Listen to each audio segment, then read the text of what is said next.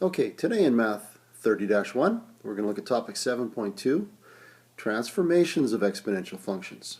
This is on page 346 of your textbook.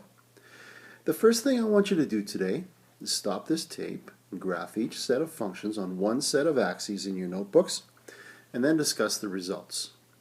Here's a picture of what it's going to look like, and on the bottom you're going to notice that the function f at x equals a times c to the power of b times x minus h plus k.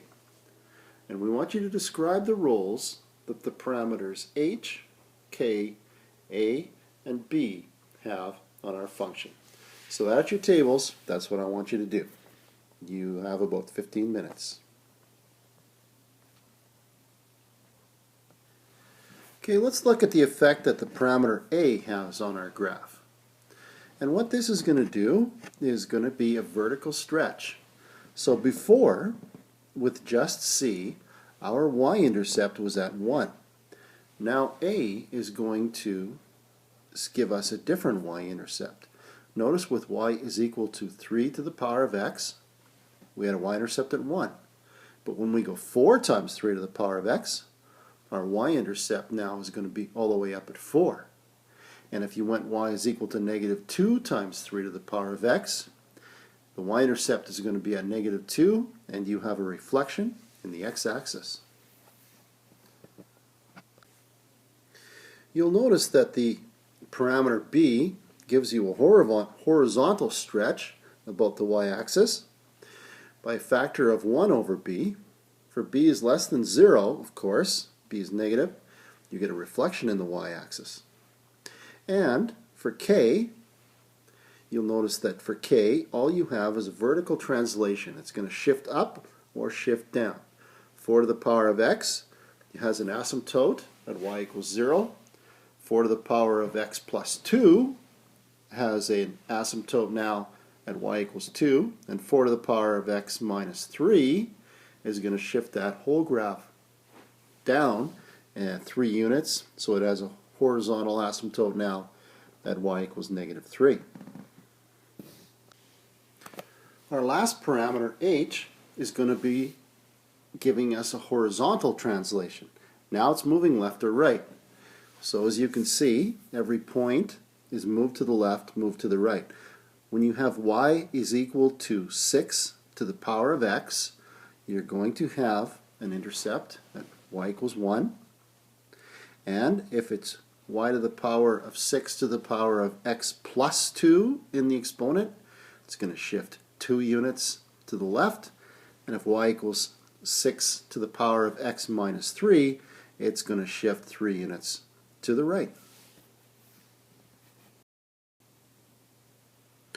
Now, we can create an accurate sketch of a transformed graph by applying the transformations represented by a and b, and then by the parameters h and k.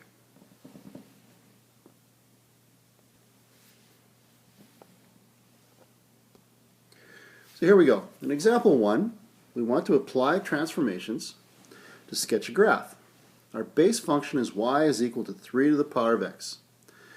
State the parameters and describe the corresponding transformations.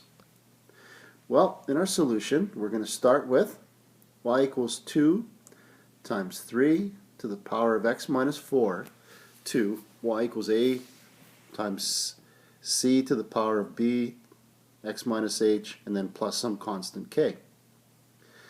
b, of course, is going to be equal to 1. There's no horizontal stretch. Our a value is 2. The vertical stretch, and here you have to multiply the y-coordinate by 2. h is 4, so we're going to translation of 4 units to the right. And k is 0, so that there's going to be no vertical stretch. So if we looked at this as our ordered pairs, let's develop our set of ordered pairs first of all for y is equal to 3 to the power of x. If x is negative 1, 3 to the power of negative 1 is 1/3. 3 to the power of 0 is 1, etc. The next thing we're going to do is y equals 2 to the power of 3x. So now what we're going to have is every y value is going to be times by 2. Next, what's going to happen is we're going to have y equals 2 times 3 to the power of x minus 4. So now we have our horizontal shift. So that means every x coordinate has to move 4 units to the right. And there's our final solution. Use your graphing calculator to examine this translation. And here is a picture of that graph that we just transformed from one to the other. In example 1b, we're going to compare this function, y equals 1/2 times 3 to the power of 1/5 x minus 5, to y is equal to our original y equals 8 times c to the power of b times x minus h plus k. So our b value, well, our b value is going to be 1/5. Means that the horizontal stretch is going to be a factor of 5. You have to multiply the x-coordinate by 5 if you're going to put it back in, since it was factored out. Our a is going to be negative 1/2. What that means is that the corresponding to a vertical stretch of 1/2, and then of course it's negative, so there'll be a reflection in the x-axis. You multiply every y-coordinate by negative 1/2. H now is going to be 0 because there's going to be no horizontal shift. And k value is minus 5, so that means that the whole thing is going to be shifted down 5 units. So that means you've got to subtract 5 from every y coordinate. So let's look at our ordered pairs. First of all, y is 3 to the power of x. We started with these numbers before. Now we're going to go, our next one is 3 to the power of 1/5 x, pardon me. So that means that every x-coordinate must be multiplied by 5. Y is equal to negative 1/2, so every y-coordinate now is going to be multiplied by negative 1/2. And lastly, our last one is going to be our k value, which means every y-coordinate now must be subtracted by 5. And of course, you got to break out your fabulous fraction rules to do all those. 1/6, negative 1/6 minus 5 is negative 31/6. And then if you look at your graph, that's what it's going to look like. If we looked at our domain, you'll notice that it's still x equals r. Our range, where it was y is greater than 0, now notice that y has to be less than or equal to, no, just less than negative 5.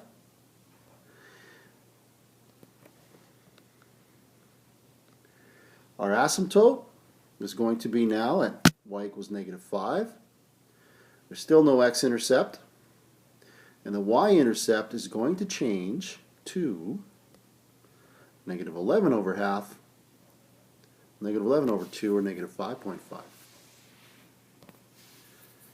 Your assignment is to do page 354, numbers 1 to 4 for tomorrow, and we're going to finish off this lesson tomorrow.